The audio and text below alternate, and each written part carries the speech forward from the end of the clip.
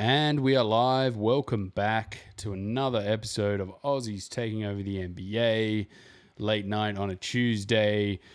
The 2019-2020 season is now over. The bubble is now complete.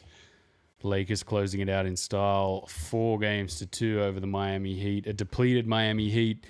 We're going to talk about, tired, depleted, lacking men. Although they wheeled Goran Dragic out for a little while. Why are you doing this? And he looked like he could barely move. I was like, why? Yeah. Why are you doing this? But it was heroic. The Heat, did well to win 2 games, but ultimately the Lakers doing it, I thought, in style, signing off on the bubble. We'll talk about Game 5, the heroics from the Miami Heat, the Game 6 closeout. We'll talk about the bubble. We'll reflect on what the NBA might bring in the future. And then some breaking news just announced. Obviously, Brett Brown standing down as Australian head coach. That's some big news in the scheme of Aussie basketball. I think, it's an important sort of, it's important for the framework of what Australian basketball is and what's happening. But this has only just sort of happened, so I'll have a read through while we're talking about the other topics, and then we'll have a bit of a chat about that at the end. As always, you can like and subscribe on Spotify, on Twitter, YouTube, iTunes, Podcast Addict, SoundCloud. Aussies taking over the NBA. Anywhere you can find it, chuck it in Google. You will find us. If you can't find us on your preferred platform, then definitely hit us up, send us a tweet, send us a message on YouTube or Facebook or anything like that, and we'll try and get a podcast to you on your preferred platform. Now the bubble, it's over. That's it. It's done. Dusted. So for months and months, it was shit, man. Could NBA be over for 2020? Like, it might not even be back this year. But we've had a bubble finals or some games, and then like a finishing of the season, some games, and then that weird playoff for the playoff seeding. That was kind of weird. Portland, the bubble off for the 8th position, and then obviously the playoffs and finals just completed. Give me your thoughts on the Lakers and this closeout. It was, I think that the closeout was really due to some of the supporting cast. I think they stepped up in a big way. KCP, Kuzma, Caruso, Rondo, man. Yeah, Rondo played really well throughout this whole season. Danny Green is just turgent. No props to Danny Green. Danny Green, you did nothing. Yeah. Look, they deserved it. It was probably destined to happen. I personally would have preferred to see the Miami Heat win, just because I think their style of basketball is fun to watch. It's raw. They're a young team, a lot of talent. They weren't ready yet, though, ultimately. They weren't ready yet. And the fact that they took 2 games off them, I mean, credit to them. They played really well. Jimmy Butler, I think you kind of could tell the series over at Game 5, man, when he was just, not Jimmy Butler. He was struggling towards He was laid out. He put everything out there on the court. I think it was... Yeah. If that was the Game 6, maybe they might have brought it out in a Game 7 and, pushed them all the way in that game. But then I think the end of that series, like the Game 6 where the Lakers just come out and start pretty much blow them away, I kind of thought that was fitting, really. Yeah, it was fitting. I mean, LeBron is LeBron. Timeless. What can you say? Timeless. Looking at his stats, he hasn't missed a beat in 17 seasons. I don't know when he's going to slow down. Could he play for 25, 22 seasons? Could we see him longer than Vince Carter? I don't know. We probably could in some way, shape, or form, but he's still there. He still hasn't missed a beat. Still dominant. Picking up more of his passing game. Just getting downhill to the cup, man. There's just no one who can do it better in traffic. Really, at 30, 35. Hey, man, he's younger than me, all right? So go easy. Yeah. Well, yeah, just look at yourself, mate. You won't be getting downhill to anything. Could get downhill to the buffet, man. But I'm just still amazed how, like, for his body, right, for the size he is, the power that he has, I could see personally, because I've been invested the last 5, 6 finals with the Warriors. Like, I thought 2 years ago that last season, the season before last season, before he joined the Lakers, like, I could see his body declining, right? Because he was carrying that franchise.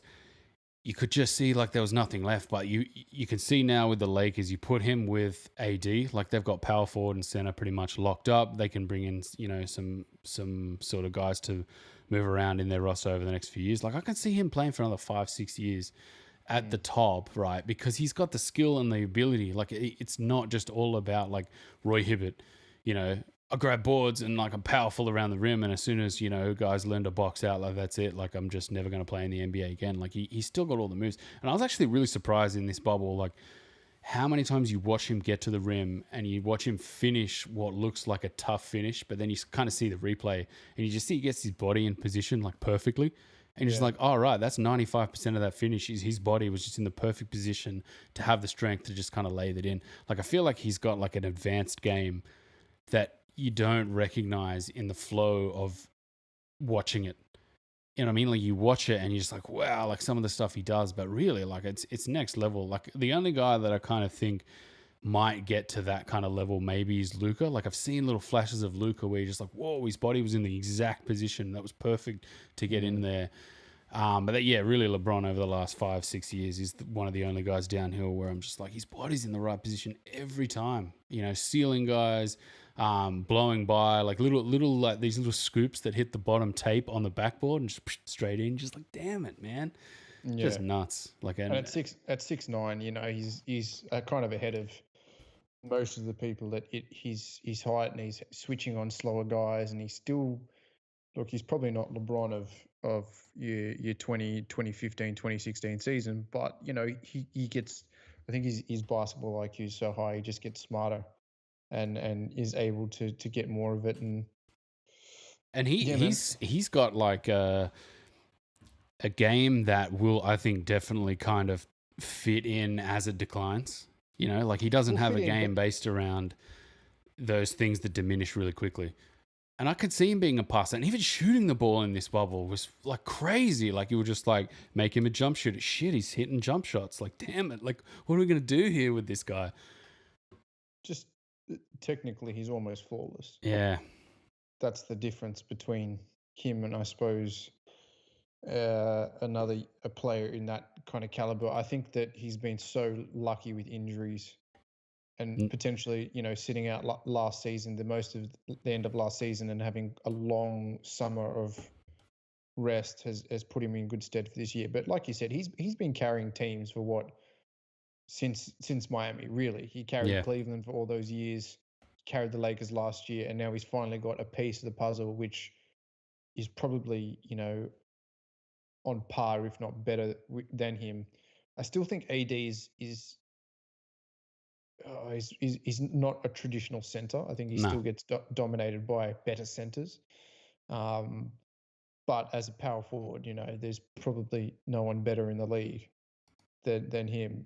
I think what you saw in this finals was the three top players in the league in the moment. I think Jimmy Butler is probably, like I said, one of the best closers in the league, hands down. Just balls to the floor.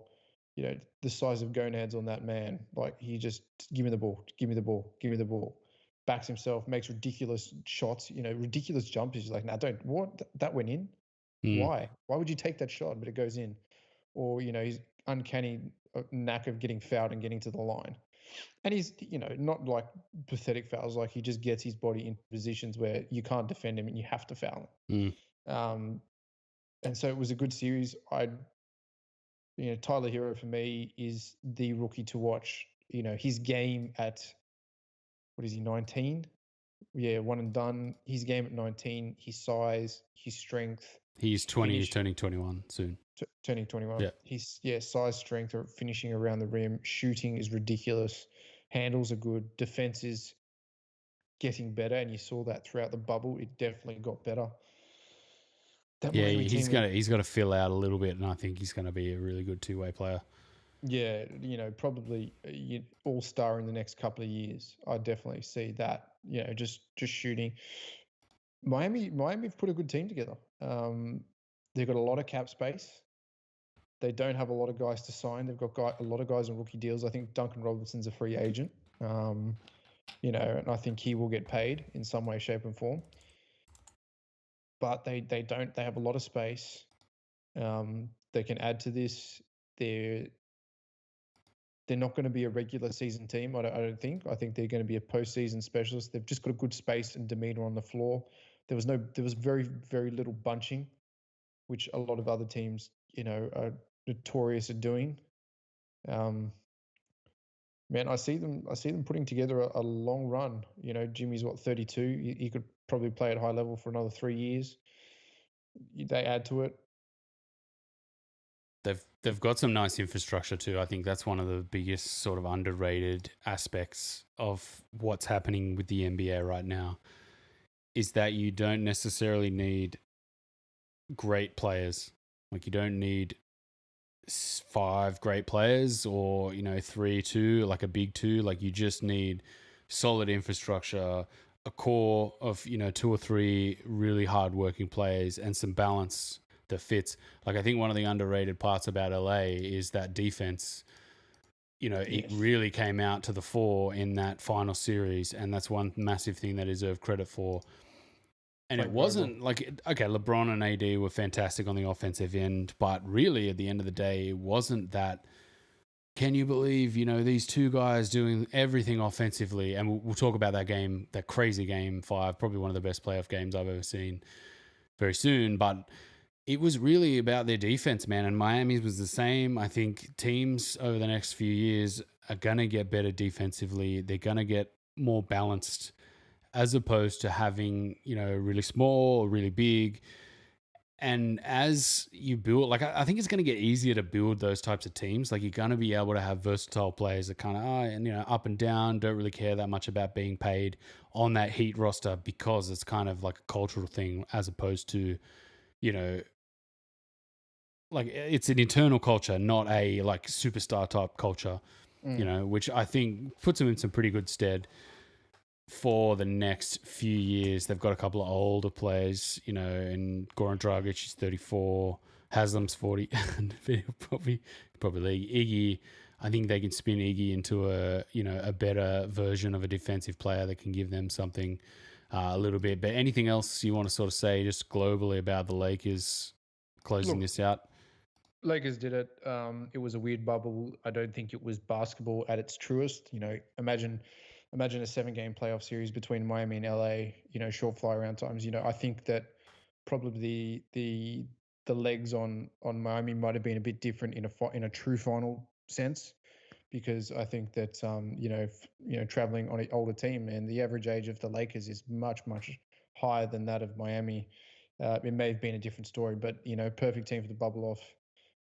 Frank Vogel doing an amazing defensive job, and it was good to see a completely new set of teams in the finals, and it was a good final series. I actually enjoyed it, and it was the lowest rated final series of all time, which obviously there's other things more important going on in the world, and especially in America, but man, there were some good games. Great games.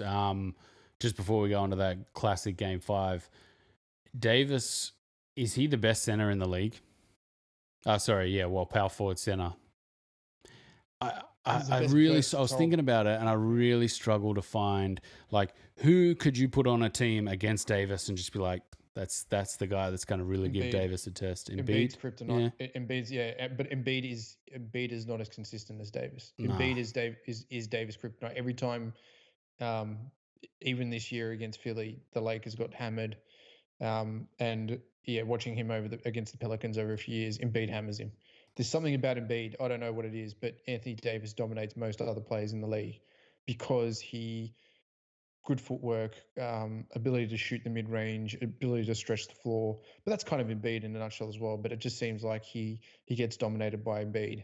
And it's weird, I think that a Philly team in this, if they made it to the final and, that they were never going to make it to the final. But if they made it to the final, I think they would have wiped the floor with the Lakers. It's just a different team. Like, it's how it's set up.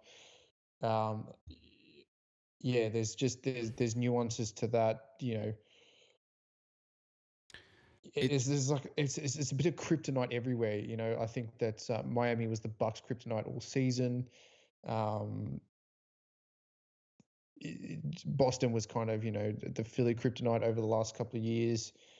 Played a different kind of game. Obviously, no Simmons, and so we didn't really see the best, I think, of what's to offer. I think there's obviously a few people didn't turn up to the bubble, but as it stands, I could definitely see these two teams going back to back next year.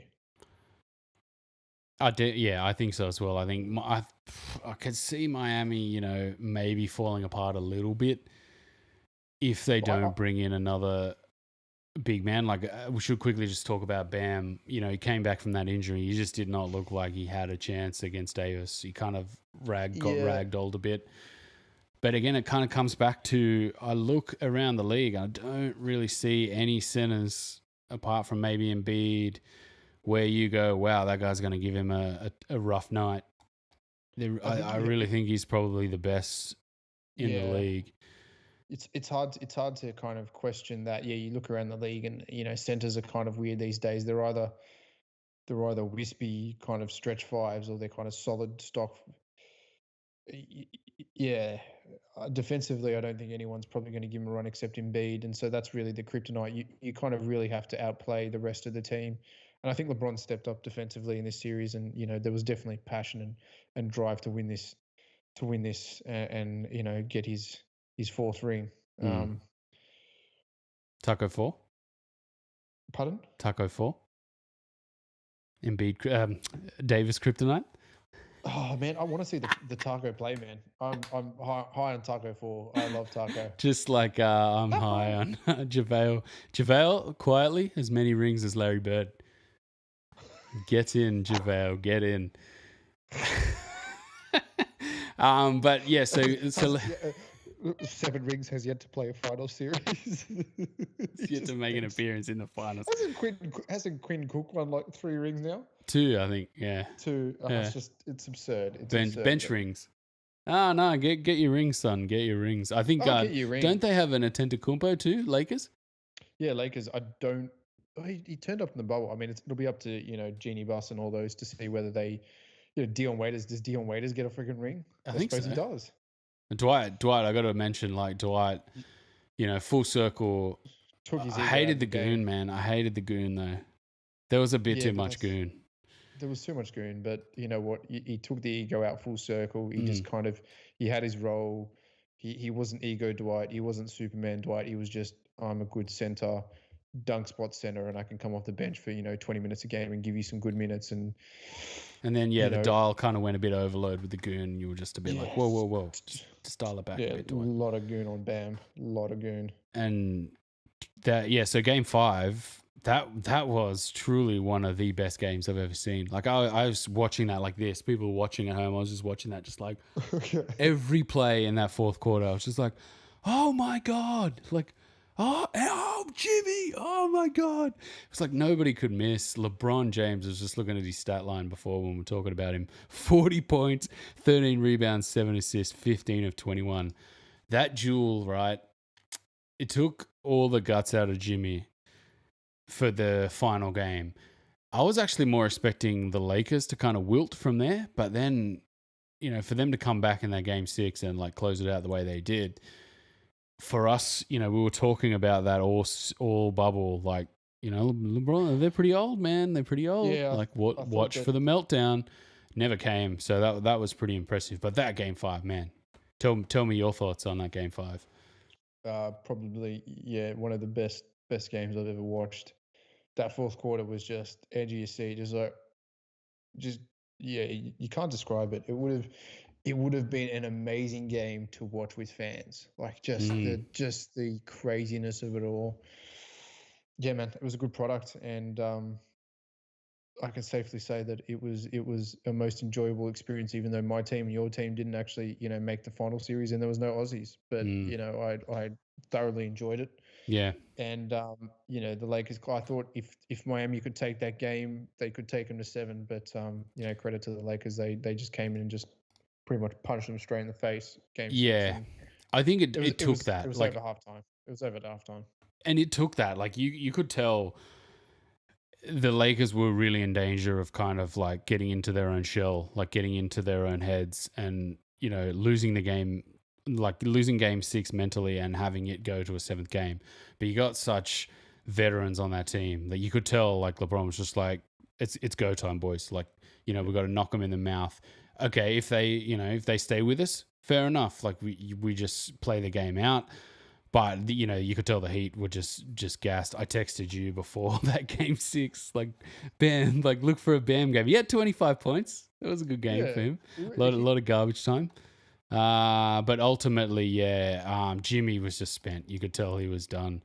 They wheeled Dragic back for how many minutes did he end up playing? You know, playing 18 minutes in that game. Holy yeah, shit! yeah. And then they just couldn't score. And the Lakers just turned up that defense. And I think if they weren't a team who, rooted their entire season in playing solid defense, maybe that series goes a totally different way and they struggle again. But, you could tell, like, they put the absolute clamps on Hero. Even Duncan Robertson, what do you have, 10 points? Jimmy Butler had 12 points. Jay Crowder, who all series just, He's terrible. started out for me, like, in that series, started missing shots, and it was just like, he's just not going to make shots, man. He just, by the end of that series, just felt like, this guy's not going to make these shots. Kendrick Nunn, little bit too much. Kendrick Nunn taking shots. What A do you little have? bit. I mean, 3 rookies on the court in a final series. It's pretty amazing that's the case. Obviously, with Dragic out. Look, Kendrick Nunn is, he was their starting point guard for most of the season, and played really well. Probably a little bit too much taking shots, but there's a lot of talent there, I think, and Yeah, if he you can develop some sort of two-way, like, just defensively, he struggled obviously against the Lakers. But yeah, if he can develop some sort of two-way, I think his offensive game isn't the worst. It's a bit of a feast or famine type deal. Obviously under the microscope of a final series, you're going to look at his offensive game and just be like, it's not what I want, type of thing. But on that team with no Goran Dragic, that's just what you got to live with. You got to live and die by the sword. Duncan Robertson, obviously, in the game 5, just quickly, 7 of 13. Duncan Robertson again. Those chucks, some of those chucks. Some of them were just so disgusting, man, and they were going down like those ones that if you weren't a Lakers fan, or if you were a Lakers fan, you should be going like, "There's no way this is going. Oh, I can't believe that went in. Get out of here!" Like, type of stuff. Some of the type of stuff that like Caldwell Pope and Rondo would hit, just be like, "Get out of here, man! Like, you can't have that. Like, no way." It was good to see guys just like launching. I think they shot the most threes the Lakers ever. Oh no, they made the most threes ever in a final series, which was good for a team who like really struggled to shoot the three. But that's kind of LeBron James's teams in a nutshell. They've always got like these sneaky rope-a-dope boys, like, LeBron so that sneaky, sorry, 36. LeBron a sneaky 37% 3-point shooter. Just dude, how good was his mid-range game? But just ridiculous. I was just like, what is this? Where did this come from? In that game 5, like, just the jump shots, and he hit I think he hit 3 threes or something in the third to kind of keep them in it. Like, they were threatening to sort of pull away the Heat, and he hit these threes, like, just pull up, fuck you threes. Like, it's like, what is this? What is this? And then KCP, I think he stood up and announced himself. Caruso pretty tight on the defensive end, which was really good. Yeah, it was just a good series. Good series. So this is the question: where to from here? What does this mean in the grand scheme of things? Because the turnaround is 2.5 months if we're going to get an NBA series by January. Rona is still in full swing. They want to do an 82-game road season with no fans, although in some aspects there might be fans in some states. What do you think? They want fans too. I think the owners want fans. Do the owners wait? and just go, hey, let's wait until next year. But I think the owners want fans in stadiums ASAP. We've seen some NFL. You and I are watching a little bit more NFL too, and we've seen obviously some outbreaks, and some of their stadiums have fans in them. So I guess the NBA, to tie that in, will be looking at that, going, hey. I think it's different. They're outdoor stadiums. You know what I mean? True, like the NBA is indoors. We know the virus spreads like wildfire indoors. So what do you do? Hey, MCG, play on the MCG. No, was it the MCG that they played that Aussies game? It's like 65,000. Yeah, it's good. Yeah, let's do it. Yeah, Dad, mate, bring them to Australia. There's no Rona. We'll just have an NBA down under. Free binos, free binoculars to every entrant. They would get 80,000 to every game. People just paid like ridiculous sums of money to watch NBA.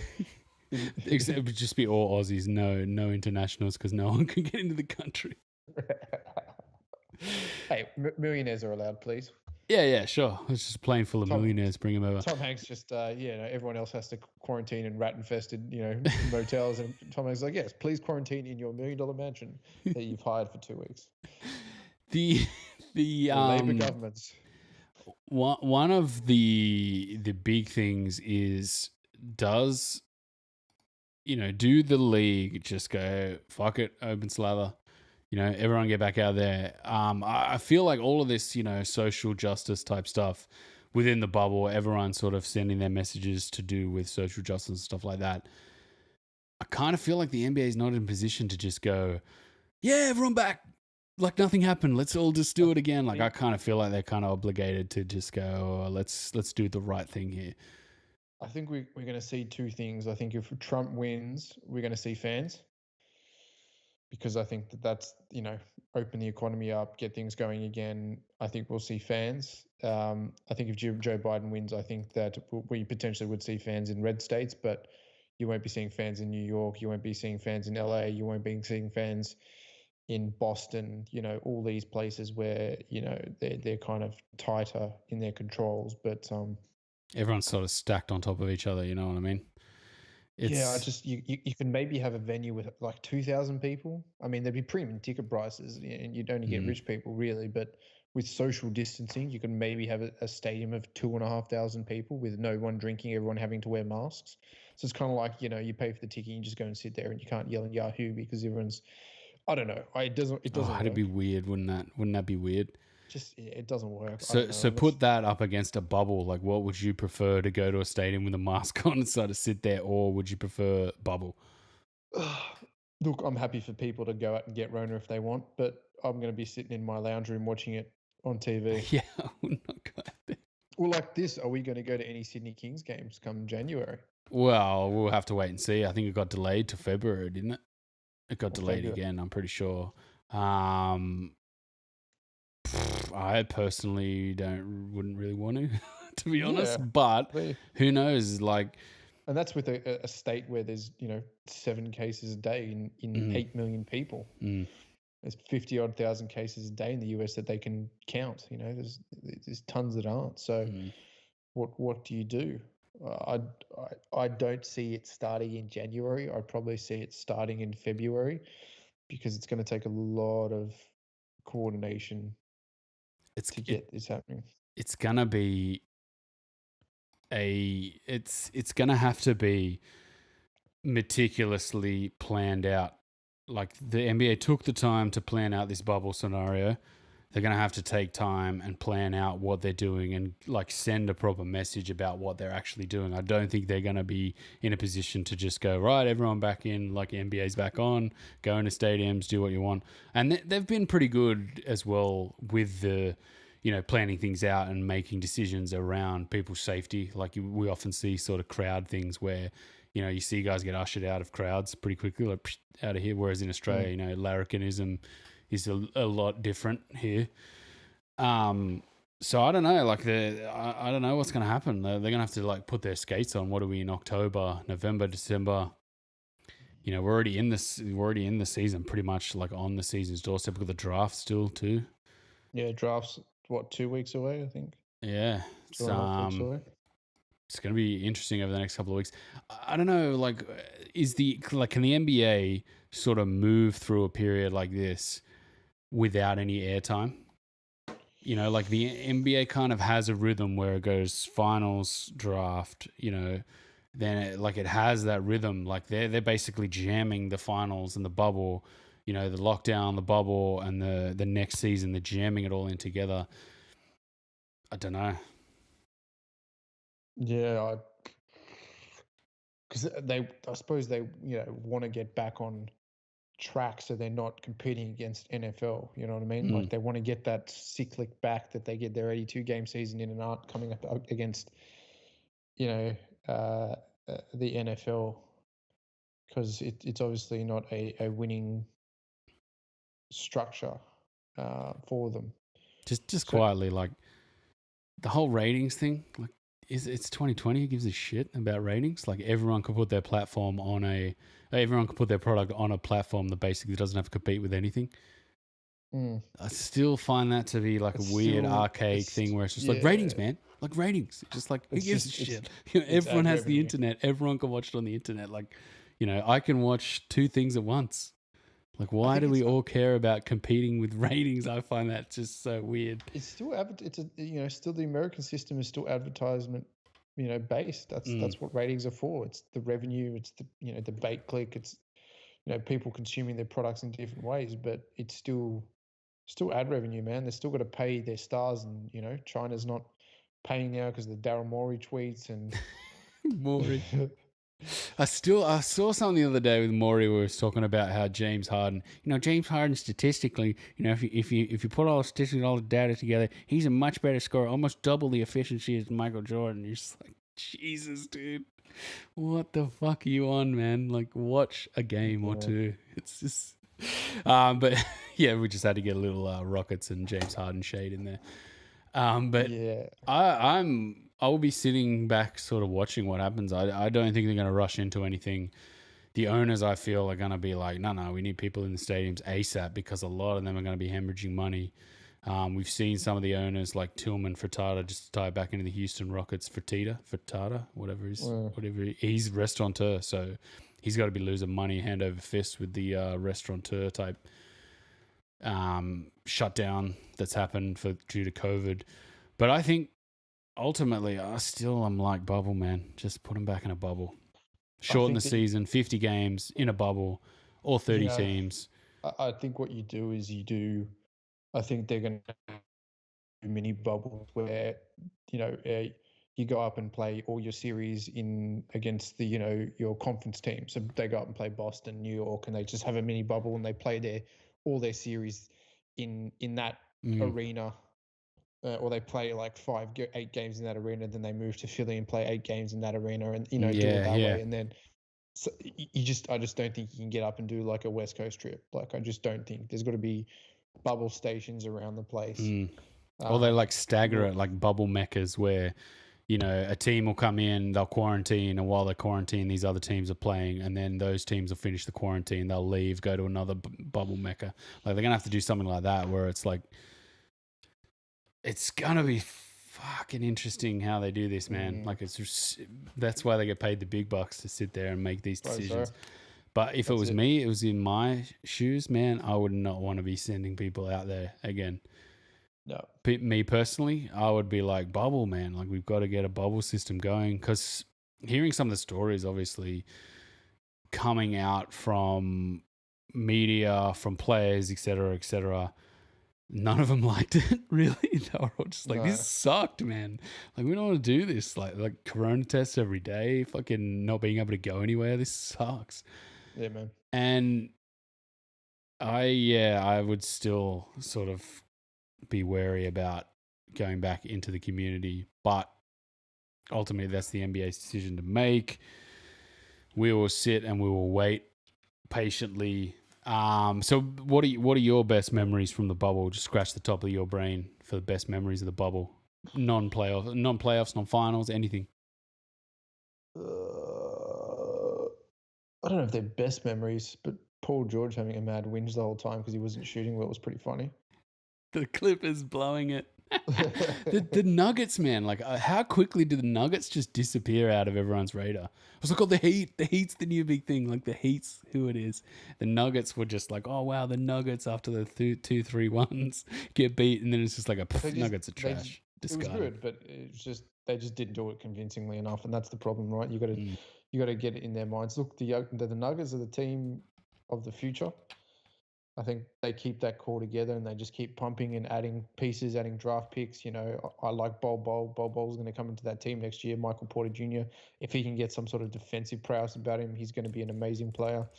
Yeah, man, it's just one of those things that they're just not there yet, and neither is Miami. The difference is between Miami and, you know, none of the other teams in the East seem to be there either. So Memphis, pretty good little run there in the bubble they had to play Portland. What about everyone just being like super high on Portland, and then the Lakers, you know, them winning one game and the Lakers then just being, we're just going to run the rack. Yeah, thanks. See ya. I've never been high on Portland ever. I like them, but they're a bit too big for what they are. It's like just you know, get to a finals first. You know. I just don't think Damian Lillard is that good. He's good, but ultimately, you know, I've seen it before. It's hard. He's a hard one because he kind of gets no recognition for what he is, because basically he's never going to make a finals with that team. Yet he's steadfastly sticking to that team and probably never going to leave there until his career's basically over. It's kind of like the John Wall of the West. Yeah, I like that. With no injuries. With no injuries. Kind of like, a brilliant individual player, always in the talk, and, you know, oh, wow, you know, he's balling out, but just his team's just shit. Yeah, and like a good supporting cast as well. It's not like he's just like, oh, we've just got mongs around here. You know, it's you know. There's been some pretty ropey teams, man. Yeah. That ropey players on that team, that Portland team. I'm just gonna look it up. What did it end up being? Who did they have on that team? Nurkic coming back. Nurkic, McCollum, Melo. Yeah, Melo. That's it. What about Melo? Bubble Melo. That was a pretty good highlight. Good. Well, you know, Melo's getting back into it. Look, he can still ball, man. I think the problem is that he was on the JJ Redick podcast, and he was talking about Houston, and just Mike D'Antoni just be like, yeah, man, we really need your expertise, and you're the sixth man. And he's just like, you told me I was like starting. He's like, yeah, man, we need you. We just need you off the bench. Can you just stand in the corner and shoot threes? It's just like, what? Like, no, I just want you to stand in the corner. That's all you do. You run to second unit, you run to that corner and you shoot. And then it was just like, but I need to have the ball in my hand to play. And he's just like, you stand in the corner. And he's like, I can't do that. And he's like, all right, see ya. And that was it. That's the Morey effect. Melo, I had something I wanted to talk about, but now I've just gone to the Portland. Their team, Hazonia, Rodney Hood, who wasn't there, Lillard, McCollum, Whiteside. Remember old Whiteside, playoff Whiteside? Yeah. Gary Trent Jr. Anthony Simmons is probably one to watch for the future, but still just not a team of anything that I would consider. What about OKC just being an entertaining team to watch with nobody? Yeah, mad. And Chris Paul, you know, probably should have beat Houston in that series. Yeah. You know, if they just have one decent coaching play at the end of that series, they win. What about Harden just turning it on for 3 games and then just being absolute dog shit for the rest of the time? Yeah. He's just not got the right. What's up with that? I don't. Yeah. They should have got rid of Capella. I think that small ball was just fucking dog shit. It's crazy. It was absolutely crazy. And Harden played like that. Harden played like he had no foil. Like, it was just like, oh, my dude to just, you know, do these ones is gone. Like, what the hell? What else? Bubble memories.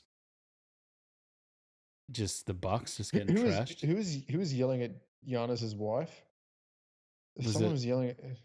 Or was it someone? Was it Rondo's brother yelling at Westbrook? Yeah, something like getting that. Thrown out while they were down 3-1.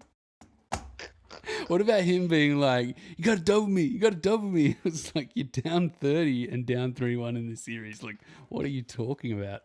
That was peak Is this Westbrook. the end of Russell Westbrook? I don't know. Like I feel like the Houston Rockets can kind of retool. Like if they didn't have Daryl Morey, they could kind of retool that roster to just be and welcoming back in the 2016 OKC team. Like it'd just be the exact same team as OKC. Those old OKC teams.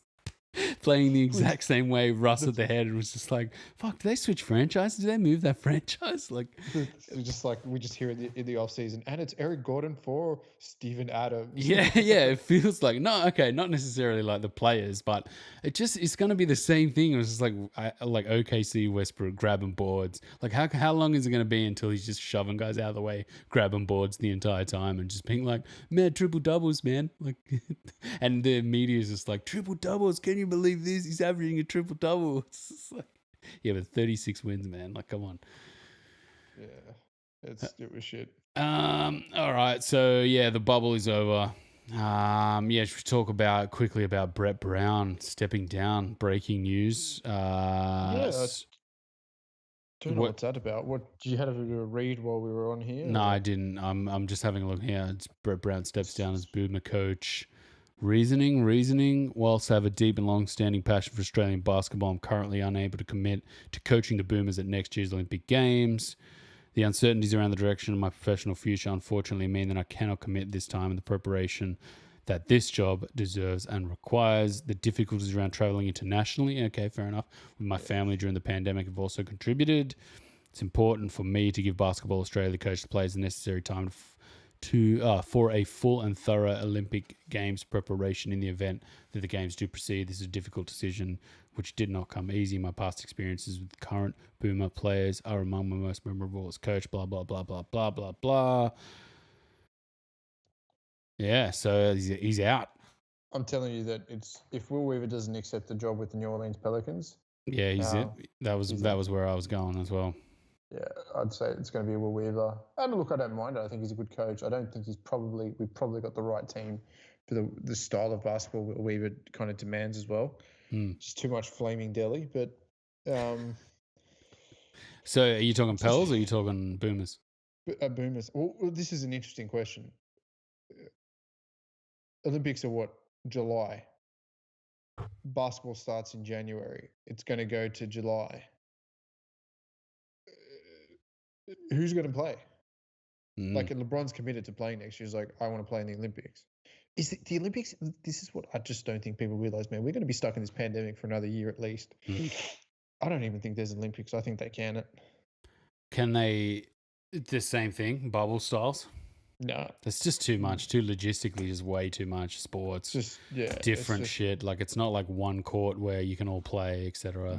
No, it's too much, and it's it's too much, and Japan's pretty good in terms of low virus numbers, but you're gonna have thousands of people. You just have no one turns up to the events. It's just a spectator sport. Who knows? I just don't think we're going to be. I think we're in this virus struggle for the long haul, and that's what's going to happen. Got 3 words for you for the Olympics: South China Sea. Let's turn that weapons platform into Olympics village. We just build some atolls. Oh, alleged. I should say. No aggregators. Hey, China's still cool, man. You pay later. It is still just like, the world is just completely different now. Can we travel? No, you can't travel. And I got to admit, like reading that there, it's like, oh yeah, that's such an easy out. Like I'm not necessarily saying, he's taking an easy out, but I'm saying that's such an easy out at the moment to just be like, man, I got family I need to worry about. Like we've seen Ryan Brokoff already kind of just be like, no, my wife's a risk. I can't risk going there, getting the disease, et cetera, et cetera. It's going to be really interesting. Like what other coaches really do we have in Australia domestically apart from Will Weaver? Really is probably the leading candidate in terms of pedigree. Beveridge is probably a bit old. What's old mate from Perth? Yeah, probably not. Is he got the pedigree? Does he have the standing, the billing? He's probably the next best coach in Australia, I think. What about Andre's Pajamas? He's at it already. I know, but he kind of stepped down to let Brett Brown take the job, and he took. Was it? Does he? Yeah, yeah. That Or was was the there whole thing. someone Like, before that? no, it No, was it was Andre Brett Lamanis. Brown. Yeah. Yeah, he took down. He stepped down because he knew Brett Brown was going to take the job. I felt And like they there was. I feel like there was a saga surrounding that we Yeah, there covered on was. the King's Dime. We did. Lamanis obviously, didn't take us all the way to the final of the World Cup. But that was just purely, I think, The harness, safety harness. safety harness.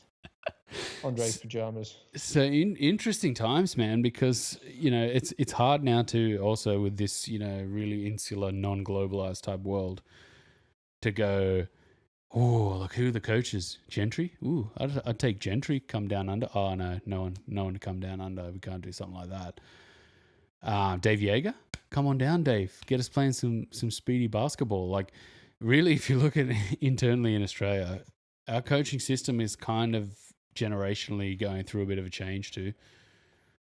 Some of the older guys aren't really the cream of the crop anymore to handle a situation like that. And definitely wouldn't want Andrew Gaze coaching. Gaze, boys, wizard. Hey, Tugs, wizard. I can't. Oh man, that game was one of the semis. I think it was the semi against Melbourne where Tugs, and then it was just like, and it's like Bowen exits the game, and then you just didn't see him for the rest of the game. Quietly, he's playing really well actually for the Mad Ants, isn't he? Or the Pacers? Yeah. Mad Ants. But that's the other thing. Like G League doesn't. What happens with the G League? Like, you can't really. You can't play the. Do they just all go and play in Las Vegas for 60 games? Like, what happens? Yeah, they could do a bubble on that. Well, they're all earning $35,000 a year and living off 2-minute noodles. Yeah, for sure. Just some food trucks. Drive some food trucks up there.